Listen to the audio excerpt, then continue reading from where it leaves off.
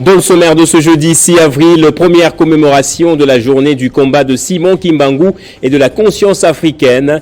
Un moment de fête pour les kimbanguistes qui, dans leur centre d'accueil de Kinshasa à Kasavubu, ont crié à la victoire. Vous les suivrez dans ce journal. Et après plusieurs années à fonctionner dans l'informel, l'Union sacrée de la nation, plateforme politique voulue par Félix Tshisekedi, se structure de plus en plus. Hier, les membres ont enfin signé la charte d'adhésion à l'organisation politique.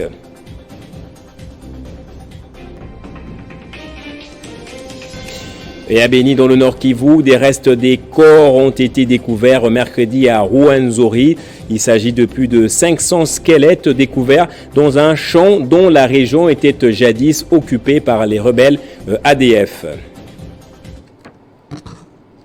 Bienvenue à vous tous dans ce journal. À la une, carnaval le long des rues de Kinshasa sous le rythme de la fanfare et en direction du centre d'accueil des kimbanguistes de la commune de Kasavubu. C'est l'ambiance qui a régné ce jeudi au sein de la communauté kimbanguiste mobilisée pour célébrer la journée dédiée au combat de leur chef spirituel. Un culte a eu lieu sur place en présence des milliers de fidèles. Christian Kalonji était sur le terrain.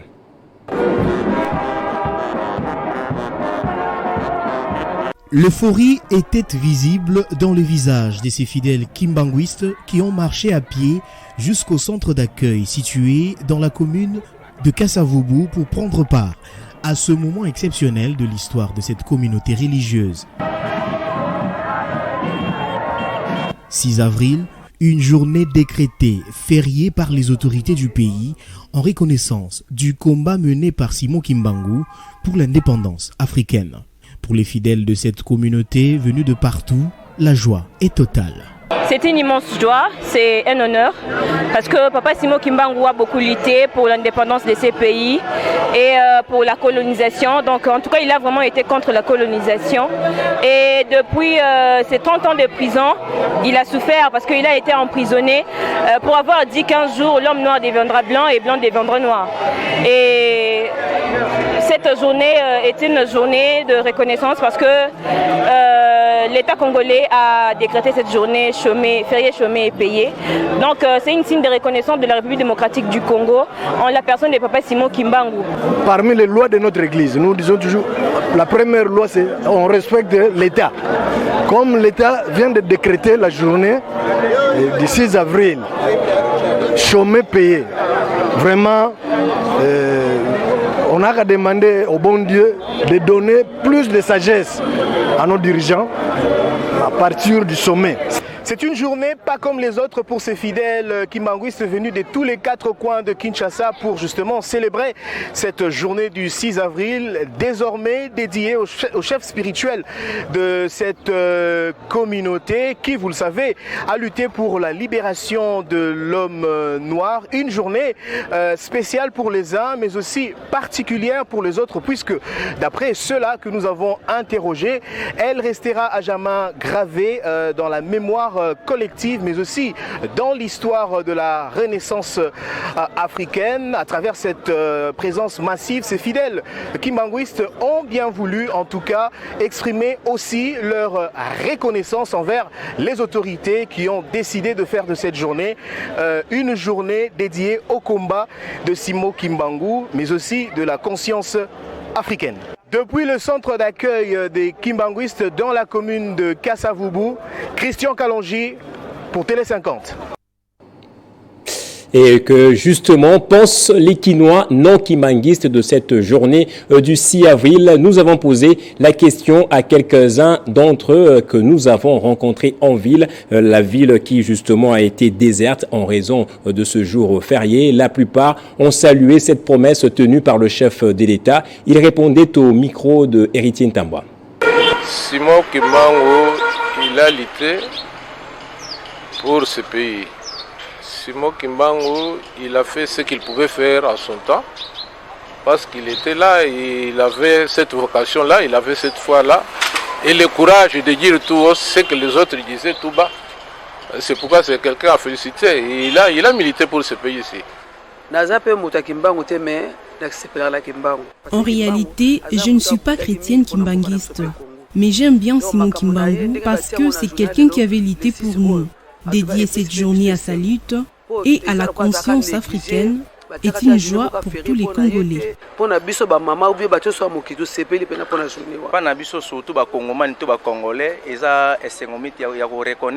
d'abord, la religion kimbanguiste est déjà une grande religion dans le monde par rapport à la religion islam. Pour nous Congolais, c'est une immense joie de reconnaître d'abord la religion kimbanguiste et les efforts, aussi sacrifices de Simon Kimbangu.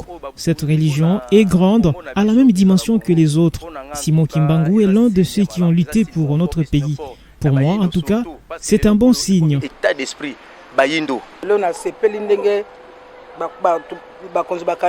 Je dis sincèrement merci aux autorités du pays d'avoir pensé à Simon Kimbangu. Ce dernier était un véritable prophète pour toute l'Afrique. Je suis très contente pour cette journée. Mais la journée du 6 avril fait déjà polémique pour les musulmans. Cela énerve les caractères laïques de la République. Ces derniers ont par ailleurs décrié l'injustice dont est l'objet la religion islamique en face de la religion chrétienne. Les musulmans ont plaidé pour que les jours de la fin du Ramadan et ou de la Tabaski soient aussi reconnus comme jours fériés comme c'est le cas dans d'autres pays. De prime abord, tout Congolais, musulman soit-il, reconnaît le combat de notre cher papa Simon Kimbangu pour la dignité de l'homme noir. Ça, c'est vraiment à l'unanimité. Nous reconnaissons cela et les musulmans sont d'accord. Mais il y a des choses qui fâchent. Au point où si les musulmans peuvent estimer aujourd'hui que le principe de la laïcité dans notre pays n'est pas du tout respecté. Vous savez, ça ne date pas d'aujourd'hui, c'est que les musulmans qualifient de discrimination et si pas de la stigmatisation contre l'islam en République démocratique du Congo.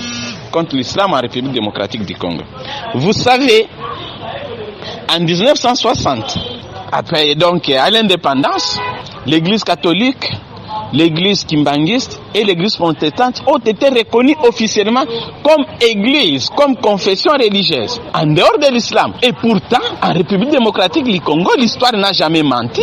C'est l'islam qui est la première religion ici, universelle, a été prêchée en République démocratique du Congo. Mais on était discriminés sans raison. Il a fallu attendre 12 ans, en 1972, pour que Mobutu, le fait président Mobutu, puisse reconnaître l'islam. Mais ça, c'est 12 ans après les efforts de ses amis du Maghreb, en l'occurrence les rois Assandé, qui demandaient à Mobutu de reconnaître aussi l'islam. Nous avons d'autres cas tapants, ouvertement que l'État congolais refuse de reconnaître l'aumônerie musulmane. Ça, ce sont des faits très graves. Je dis bien des faits très graves. Parce qu'il y a des aumôneries catholiques, des aumôneries protestantes, des aumôneries kimbanguistes, des aumôneries même des églises de réveil qui viennent de naître il y a des ans passés. Pourquoi pas l'islam? Et pourtant, dans ces cas-là, le nombre de musulmans est de loin supérieur, le nombre de policiers musulmans, le nombre de militaires musulmans est de loin supérieur au nombre de policiers kimbanguistes et des militaires kimbanguistes, de loin supérieur au nombre de policiers et des églises de réveil. Et je l'avais dit dans le sommaire, l'Union sacrée de la nation n'est plus une nébuleuse. Désormais, elle est maintenant régie par une charte et à sa tête se trouve un présidium composé entre autres de Vital Kamerhe, de Jean-Pierre Bemba et des deux présidents du Parlement. Hier, les membres, les partis et les plateformes ont formalisé leur adhésion au Pullman Grand Hôtel de Kinshasa. Christian Bokaya. 2 ans après sa création, l'Union sacrée de la nation s'est muée en plateforme politique et électorale.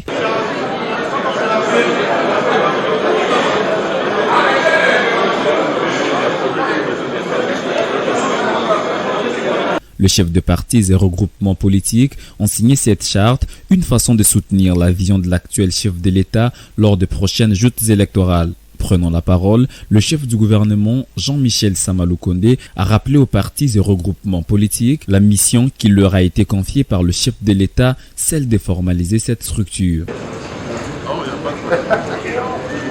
Ce document est un instrument qui permet aux différents membres de se conformer aux exigences, mais aussi comprendre les missions qui sont les leurs pour booster l'union sacrée. Le SDP est membre désormais de l'Union sacrée de la nation. Tenons sincèrement à remercier premièrement le chef de l'État pour cet appel. Reconnaissant par rapport à notre coach numéro 1, il s'agit de M. Charles Thio Kanachambu. C'est lui qui a fourni tous les efforts qui sont possibles afin qu'aujourd'hui les partis soient adhérés à l'Union sacrée officiellement. Pour mener à bon port cette structure politique, le secrétaire général de l'UDPS a appelé les adhérents à l'unité. Pour rappel, la sortie officielle de l'Union sacrée comme plateforme politique et électorale interviendra le 22 avril prochain à Kinshasa.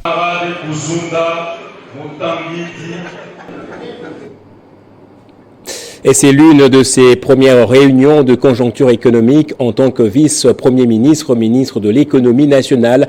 Vital Kamerhe s'est montré rassurant malgré les moments difficiles. Le ministre sectoriel était réuni autour du premier ministre. Le compte rendu ici avec le ministre de l'économie. L'opinion doit retenir qu'il y a une accalmie relative, que ce soit au niveau du marché d'échange, et des biens et services. Mais c'est que le Premier ministre voudrait voir que tous ces efforts finalement qui ont été faits et qui sont traduits en termes d'indicateurs macroéconomiques se traduisent réellement en baisse des prix sur le marché des biens et des services.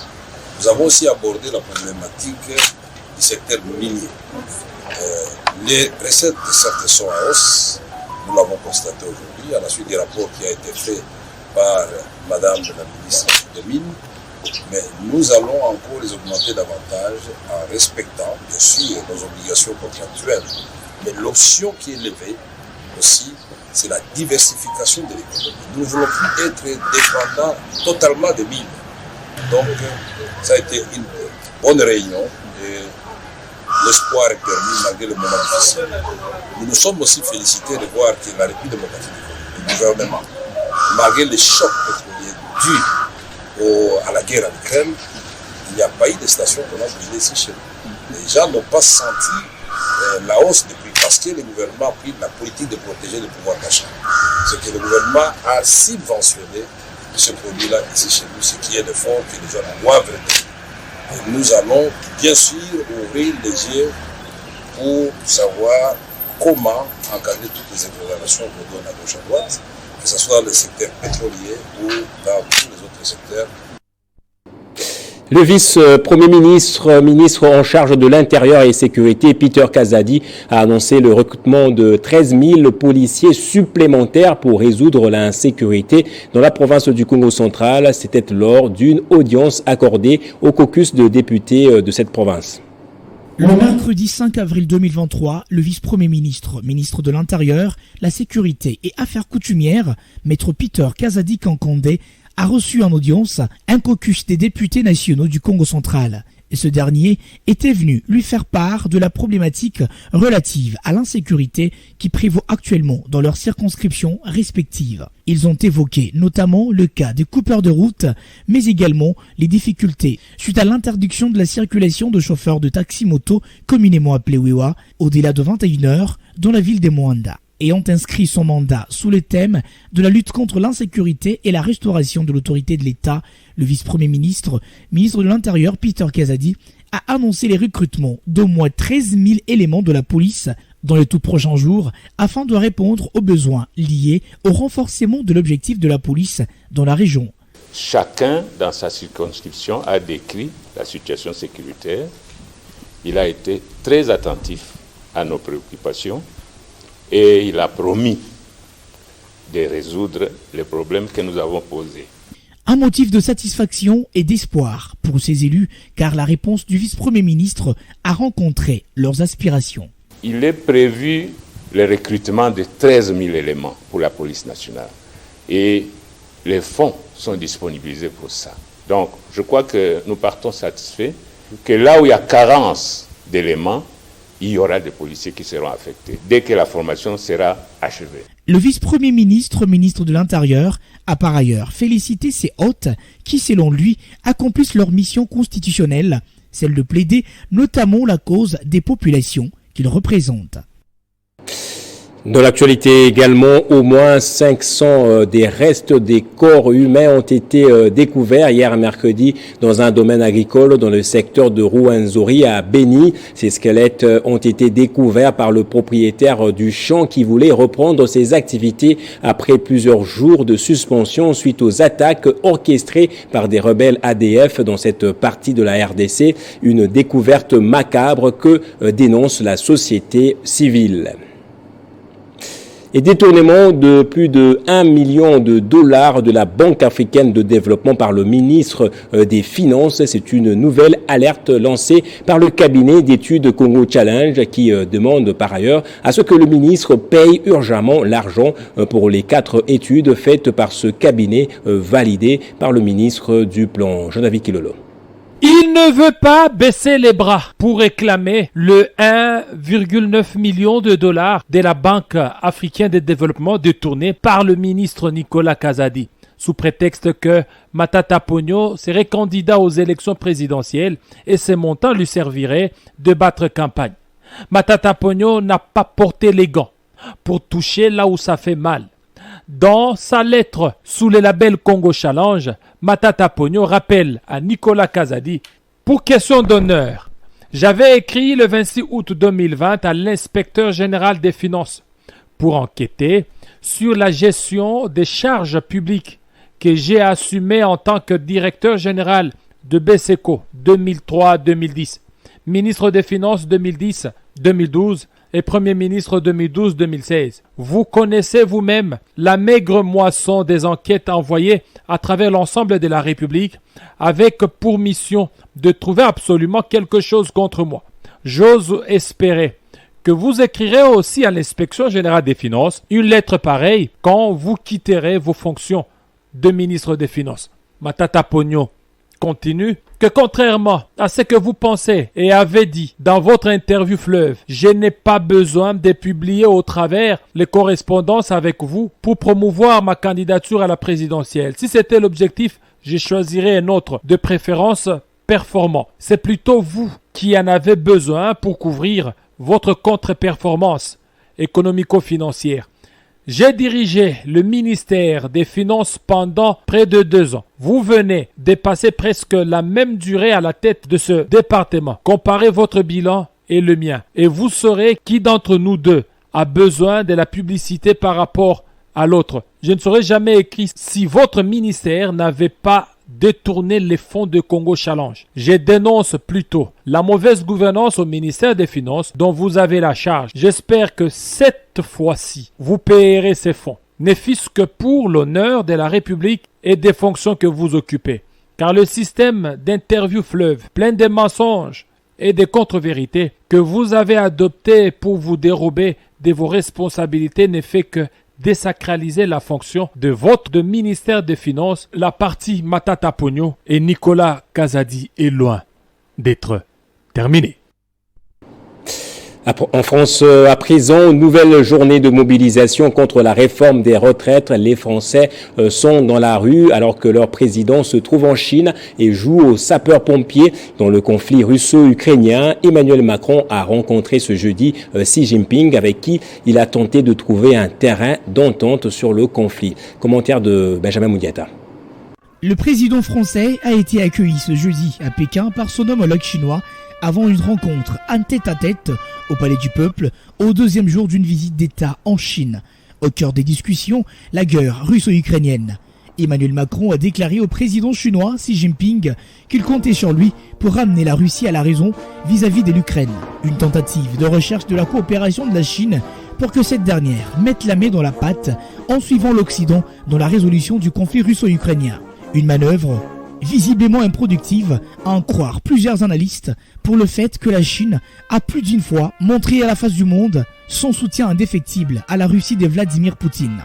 La France, elle, en proie de plusieurs tensions socio-économiques, n'a fait que contempler son chef qui se contente de sortir du pays en quête de la résolution des problèmes des autres, laissant chez lui des torchons qui brûlent. Pas plus tard qu'aujourd'hui, la France est à sa 11e journée de grève et de manifestation contre le projet de réforme de la retraite, alors que les chefs de file de l'intersyndicale ont déploré hier mercredi le chèque de leur rencontre avec la première ministre Elisabeth Borne. L'on parle de 600 000 et 800 000 Français qui seraient dans de rues. On va terminer en sport. Inscrite parmi les axes prioritaires du nouveau ministre des Sports et Loisirs, la réhabilitation du stade des Martyrs préoccupe François Kaboulou Mwana Kaboulou. Une délégation conduite par Bodi Ilunga, secrétaire général au sport, a effectué une visite d'inspection ce mercredi pour faire un état des lieux de l'évolution des travaux en marge des 9e Jeux de la francophonie prévus à Kinshasa au mois de juillet et août. Le ministre des Sports et Loisirs, François-Claude Kaboulou Mwana Kaboulou, veut s'enquérir de l'état des infrastructures sportives qui vont abriter le 9e jeu de la francophonie au mois de juillet et août prochain.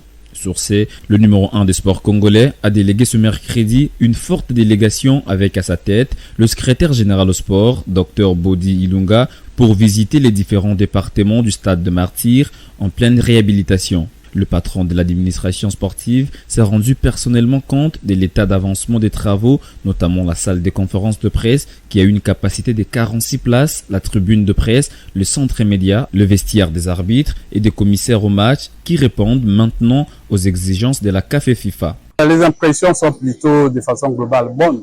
Il y a certaines entreprises qui sont très avancées et c'est très encourageant. Et vous le savez, à la fin de ce mois d'avril, il y aura une évaluation des travaux par les inspecteurs de la francophonie. Et nous pensons qu'il y a des entreprises qui sont très avancées, 80-90% de l'état d'avancement. Toujours dans les soucis d'évaluer les niveaux d'exécution des travaux, le docteur Bodi Ilunga a pris la direction des terrains annexes, le gymnase, pour clôturer au stadium de basket. Ils doivent travailler avec, expertise pour que à l'avenir elles puissent continuer avec nous. Donc celles qui ne vont pas suivre le rythme vont s'auto-éliminer. C'est tout ce que je peux dire. Et il y en a quand même qui ont fait du travail acceptable et même très encourageant. Et je pense que celles qui sont en retard doivent emboîter les pas. Signalons qu'à la fin de ce mois d'avril, les inspecteurs de la francophonie feront une mission d'observation pour se rendre compte de l'avancement des sites qui abriteront ce 9e jeu. Le rappel des titres à présent. Première commémoration de la journée du combat de Simon Kimbangu et de la conscience africaine. Un moment de fête pour les kimbanguistes qui, dans leur centre d'accueil de Kinshasa, Kasavubu, ont crié à la victoire. Et après plusieurs années à fonctionner dans l'informel, l'Union sacrée de la nation, plateforme politique voulue par Félix Tshisekedi, se structure de plus en plus. Hier, les membres ont enfin signé la charte d'adhésion à l'organisation politique. Et à Beni, dans le Nord Kivu, des restes des corps ont été découverts mercredi à Rwenzori. Il s'agit de plus de 500 squelettes découverts dans un champ dont la région était jadis occupée par les rebelles ADF. Et la revue de presse, c'est tout juste après ça.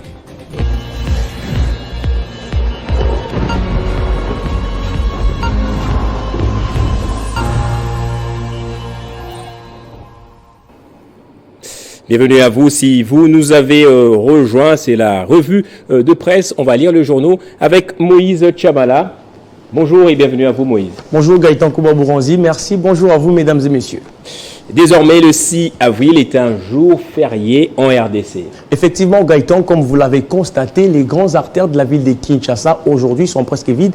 C'est la preuve à suffisance que cette journée a été complètement respectée. Mais commençons avec cette hymne des ACP qui titre « Félix Tshisekedi décrète le 6 avril comme jour férié ».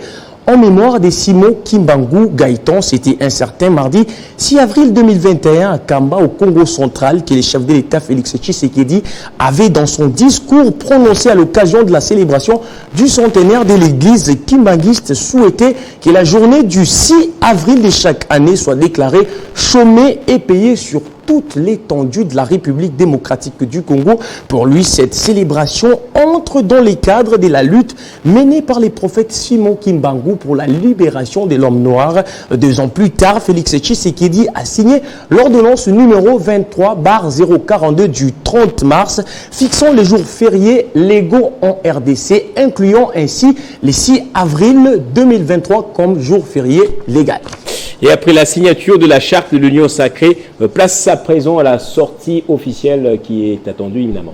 Effectivement, Gaëtan, comme vous pouvez les voir sur cette une des 7sur7.cd qui titre Union sacrée Nuluk aura lieu la sortie le 22 avril prochain. La charte de l'Union sacrée de la nation a été signée par les présidents et les présidents des partis et groupements politiques. C'est mercredi 5 avril ici à Kinshasa. Cette charte vise en premier lieu la conservation du pouvoir, c'est-à-dire la réélection de Félix Tshisekedi à la présidence. À cet effet, l'Union sacrée de la nation est devenue une plateforme politique et électorale avec un programme bien déterminé qui vise notamment la matérialisation de la vision du chef de l'État. Après la signature de cette charte, il sera question de la sortie officielle de l'Union sacrée Nuluk prévue le 22 avril prochain. Gaëtan, cet engagement a entre autres mis fin également à l'accord du Cap pour les changements signé à Nairobi entre Félix Tshisekedi et Vital Kamerhe.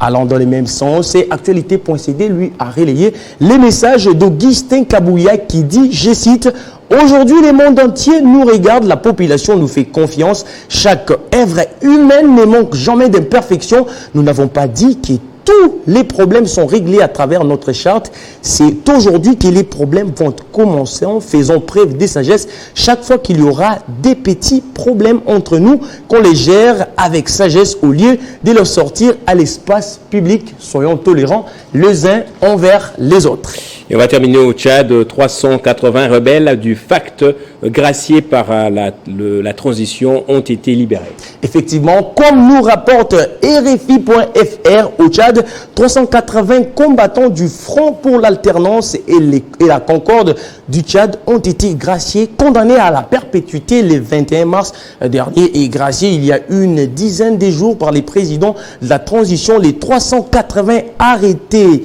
ont été libérés. C'est mercredi 5 avril au matin. Selon les porte-paroles du gouvernement tchadien, il s'agit d'un signe que Mahamat Idriss Déby veut agir pour la paix et la réconciliation définitive du Tchad. Merci beaucoup Moïse Tchamala pour cette revue de la presse. C'est moi qui vous remercie, Gaëtan Koubabouranzi. Et c'est par ici que se referme ce journal. Merci à vous également de l'avoir suivi et bonne fête du 6 avril.